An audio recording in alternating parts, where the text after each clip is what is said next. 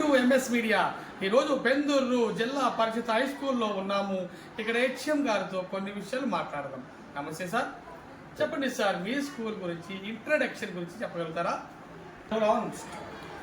Sir, మా జిల్లా పరిషత్ ఉన్నత పాఠశాల పెందుర్రు బంటిమిల్లి మండలం కృష్ణా జిల్లా. మా పాఠశాలలో 65 మంది విద్యార్థులు ఉన్నారు. ఇంగ్లీష్ మీడియంలోనే బోధన ఉంటుంది. ఇంగ్లీష్ మీడియంలోనే బోధించడం జరుగుతుంది.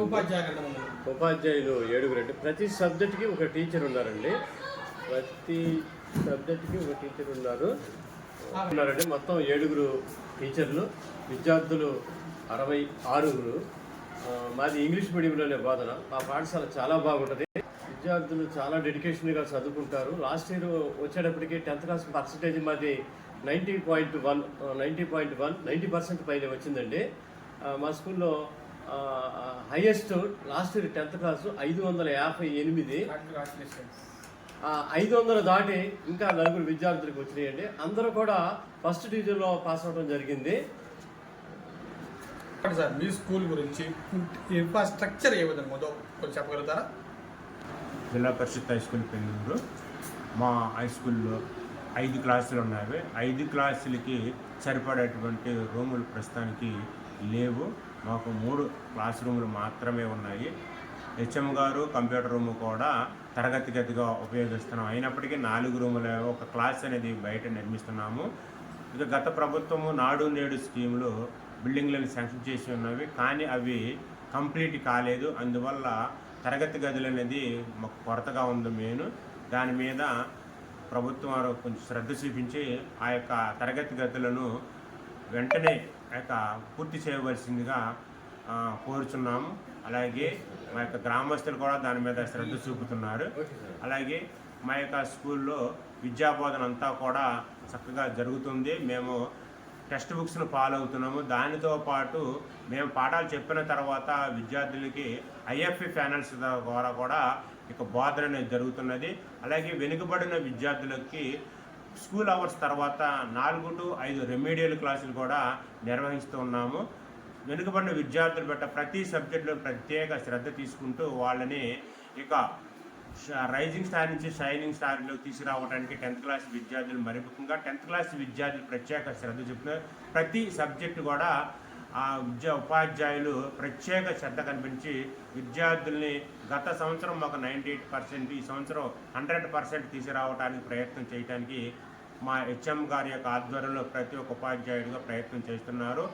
అలాగే మధ్యాహ్నం భోజనం కూడా చక్కగా ఇంప్లిమెంటేషన్ అవుతుంది. ఓకే సార్, భోజనం అన్నారు కాబట్టి మీ స్కూల్లో మిడ్ డే మీల్స్ మరి పౌష్టికాహారం న్యూట్రిషన్ ఫుడ్ అందుతుందా? అదేవిధంగా మీ స్కూల్లో విద్యతో పాటు క్రీడలు కూడా ఆడిస్తున్నారు. న్యూట్రిషన్ ఫుడ్ ప్రభుత్వం వారి ఇచ్చిన పథకం ప్రకారం అమలు జరుగుతుంది. న్యూట్రిషన్ ఫుడ్ విద్యార్థులందరికీ కూడా సంపూర్ణంగా చక్కగా అందిస్తున్నామండి. అదేవిధంగా మా పాఠశాలలో క్రీడా ప్రాంగణం ఉంది. వాళ్ళకి కేటాయించిన పీరియడ్లో విద్యార్థులందరూ కూడా చక్కగా ఆడించడం జరిగింది.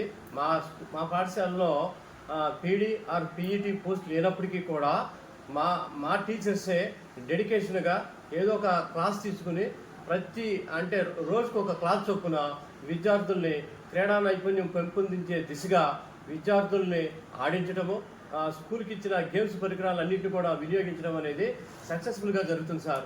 ఈ విషయాన్ని ఓకే సార్, మరి ప్రభుత్వం వారు పిల్లలకు చదువుకోవడానికి ఎటువంటి ఉచిత సౌకర్యాలు, పథకాలు అందిస్తున్నారు? ఓకే సార్, మన ప్రభుత్వం వారు అమలుపరుస్తున్న పథకాలు మిడ్ డే మీల్స్ కానీ, అదేవిధంగా సర్వేపల్లి రాధాకృష్ణ విద్యార్థులకు ఇచ్చే కిట్టు, మన ప్రభుత్వం వారు నిర్వహిస్తున్న మిడ్ డే మీల్ పథకం మా పాఠశాలలో విజయవంతంగా కొనసాగిస్తున్నామండి. అదేవిధంగా ప్రతి విద్యార్థికి కూడా తల్లికి వందనం మన ప్రభుత్వం వారు ఇస్తున్న పథకం కూడా బాగా అమలు జరుగుతుందండి. ఎందుకంటే ప్రతి విద్యార్థి కూడా ఈ 75% అబవ్ ఆదరణ వచ్చే విధంగా విద్యార్థుల్ని మేము ప్రోత్సహిస్తూ వాళ్ళని పాఠశాలకు తీసుకురావడం జరుగుతుందండి. ఏ విద్యార్థి అయినా సరే స్కూల్కి ఆదరణ కాకపోయినట్లయితే మేమే ప్రత్యేకంగా స్కూల్ అవర్స్ కాకుండా మిగతా టైంలో వాళ్ళ ఇంటికి వెళ్ళి వాళ్ళకి అన్ని విషయాలు చక్కగా చెప్పి విద్యార్థులు పాఠశాలకు వచ్చే విధంగా చేసి అందరు విద్యార్థులకి తల్లికి వందనం వచ్చే విధంగా మేము కృషి చేస్తున్నామండి. అదేవిధంగా విద్యార్థులకి SRKVP సర్వేపల్లి రాధాకృష్ణ కిట్ అంటే బుక్స్ కానీ, నోట్స్ కానీ, తర్వాత షూస్ కానీ, అన్ని ఈ షూస్ కానీ, యూనిఫామ్ కానీ అన్నీ కూడా గవర్నమెంట్ ఇచ్చే పథకాలన్నీ కూడా అందరికీ కూడా అమలుపరచడానికి కృషి చేస్తున్నామంటే. Okay sir. అలాగే సార్, ప్రభుత్వం కల్పిస్తున్నటువంటి పథకాలు తల్లికి వందనం కానీ, SRKVM ప్రోగ్రాం కానీ మా స్కూల్లో చక్కగా ఇంప్లిమెంట్ అవుతున్నారు. ఈసారి సంవత్సరం తల్లికి వందనం మా స్కూల్లో అందరూ విద్యార్థులు కూడా ఎలిజిబిలిటీ అయ్యారు. ఒక 4 విద్యార్థులకు మాత్రము టెక్నికల్ ప్రాబ్లం వల్ల కరెంటు బిల్లులు ఇంకా వేరే కారణాల వల్ల రాలేదు. వాళ్ళందరూ కూడా సచివాలయంలో గ్రీవెన్స్లలో అప్లై చేసుకోవడం జరిగింది. వారికి కూడా వస్తుందని ఆశిస్తున్నాము. అలాగే ఈ యొక్క ప్రోగ్రామ్స్ మొత్తం మా స్కూలే కాకుండా రాష్ట్ర వ్యాప్తంగా ఇంప్లిమెంటేషన్ చేస్తున్నటువంటి ఇక పథకాలు ఏ విధంగా సక్రమంగా అమలుపరుస్తున్నారు అని ప్రత్యేక పర్యవేక్షణ చేస్తున్నటువంటి మా విద్యాశాఖ మంత్రివర్యులు గౌరవనీయులు శ్రీ నారా లోకేష్ గారికి మరియు మన రాష్ట్ర ముఖ్యమంత్రులు శ్రీ నారా చంద్రబాబు నాయుడు గారికి ప్రత్యేకమైనటువంటి ధన్యవాదాలు తెలియజేస్తున్నాను సార్. అలాగే ఇంకా మరిన్ని పథకాలు అనేది విద్యార్థులకు ఉపయోగపడే పథకాలను ప్రోత్సహించాలని, మరి ముఖ్యంగా ప్రభుత్వ పాఠశాలలను ప్రోత్సహించాలని, మరి ముఖ్యంగా నా యొక్క విజ్ఞప్తి ఏంటంటే తల్లికి వందనం అనేది ప్రత్యేకంగా ప్రభుత్వ పాఠశాల విద్యార్థులకు ఇస్తే బాగుంటుందని నా అభిప్రాయము. ఆ విధంగా ఇస్తే ఈ యొక్క ప్రభుత్వ పాఠశాలలో రోల్ అనేది పెరగడానికి అవకాశం అనేది ఎక్కువగా ఉంటుంది.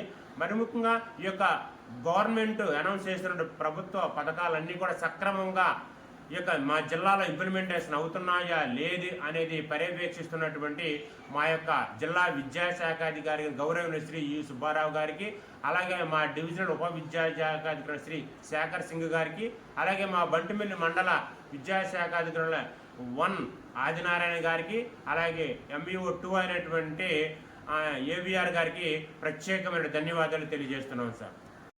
చివరిగా విద్యార్థుల తల్లిదండ్రులకు మీ స్కూల్ గురించి ఏమని విన్నపం చేస్తున్నారు?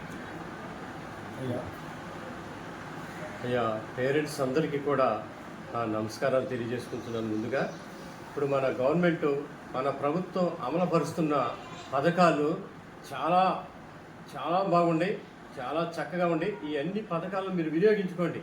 ఎక్కడికో వెళ్ళి చదువుకునేదానికంటే ఇక్కడ అన్ని సకల సౌకర్యాలతో పాటు నాణ్యమైన విద్యను అందించడం జరుగుతుంది గవర్నమెంట్ పాఠశాలలో.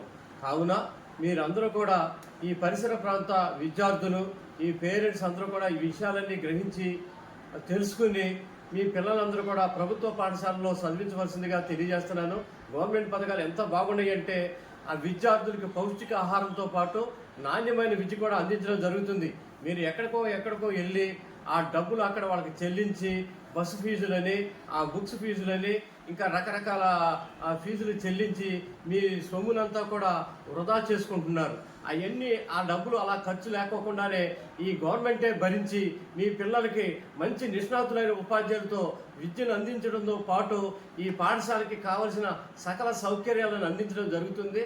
కాబట్టి ఇవన్నీ కూడా మీరు వినియోగించుకుని మీ పిల్లల్ని ఉన్నత విద్య చదివించడానికి ఈ పాఠశాలలు సహకరిస్తాయి. కాబట్టి మీ విద్యార్థులందరినీ కూడా ఈ గవర్నమెంట్ పాఠశాలలో చదివిస్తే మంచి నాలెడ్జ్ కలిగిన విద్యార్థులు తయారవుతారు, మన సమాజానికి ఉపయోగపడతారు, మన ప్రభుత్వానికి ఉపయోగపడతారు. కాబట్టి ఈ కార్యక్రమాన్ని దృష్టిలో పెట్టుకుని ఈ విద్యార్థులందరూ కూడా గవర్నమెంట్ పాఠశాలలో చదువుతారని నేను ఆశిస్తున్నాను.